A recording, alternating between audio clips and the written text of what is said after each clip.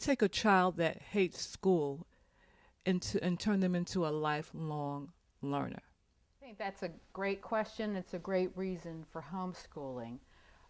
It's going to take faith, first of all. So that's where I think having this biblical confidence that God does desire for us to love to learn, and that it's part of His blessing for our lives, and it's tied up with His eternal purposes for us.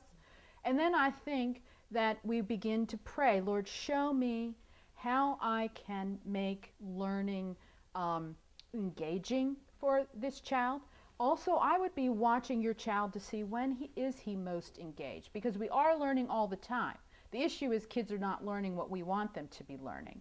So we want to look for where their motivation and where their effort is, and see whether or not we can build on that, for example, in our homeschool program. So, for example, when my twins were learning how to read, they were very interested in athletics and sports heroes. So we would use sports biographies as their reading material. I realized I did not have to be going to the curricula fair and buying grade level specific readers for my kids.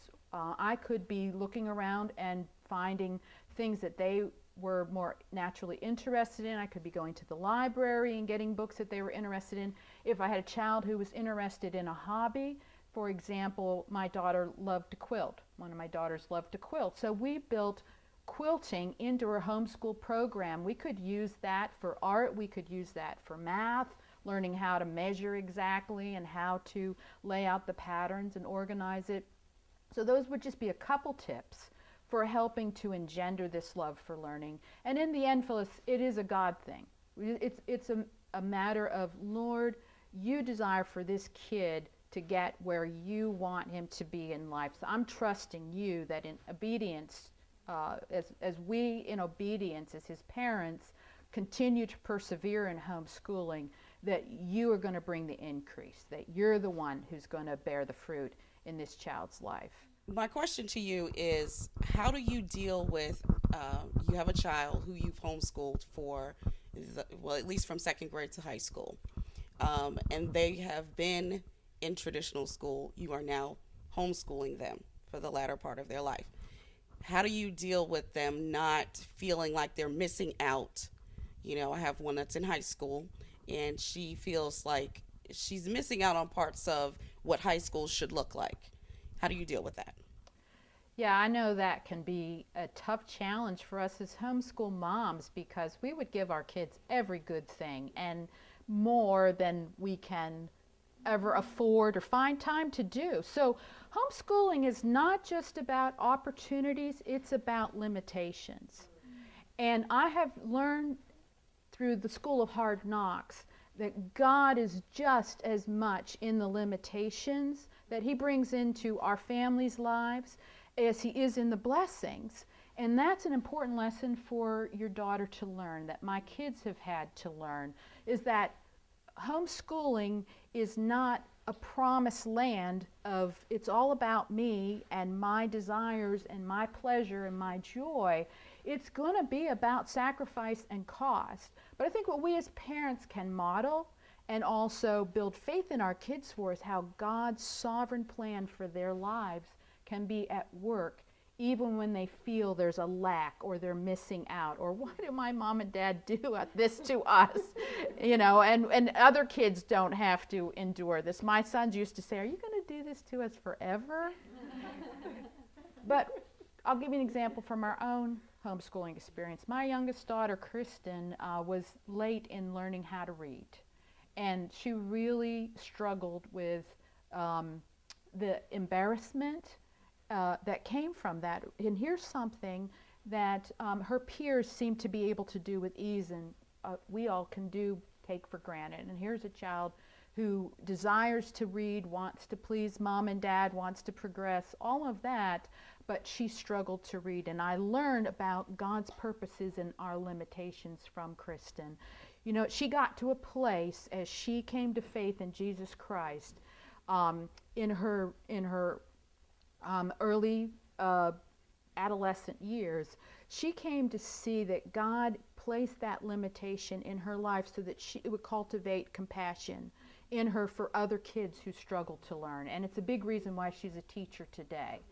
And it is a story, it's a testimony of God's grace in her life that she did actually learn how to read, that she learned how to read well. She went to college, graduated with honors, but she came to see that God's limits in her life was how he kept her on the path of his will. Because I can remember her saying to me once, Mom, if I could do all the things easily that I see some of my friends do, and I think it'd been hard for me to figure out that I was supposed to be a teacher and help kids who struggle to learn.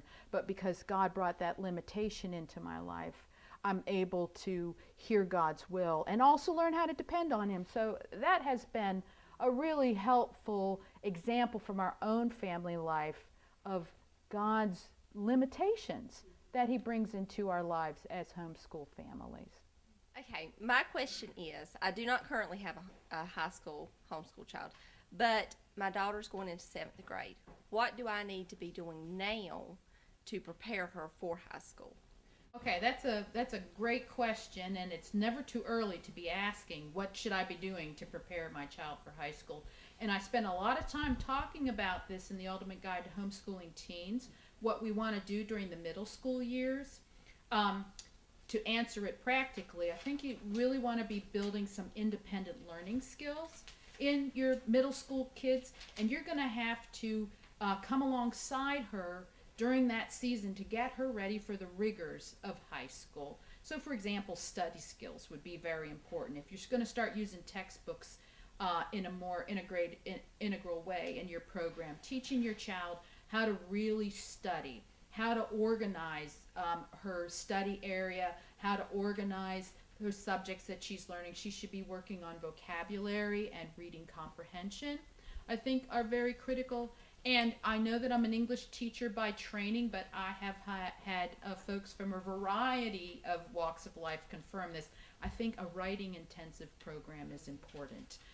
If there's one skill that we emphasize in homeschooling that I think sets your child up for whatever comes next, it would be for them to be confident in their written communication.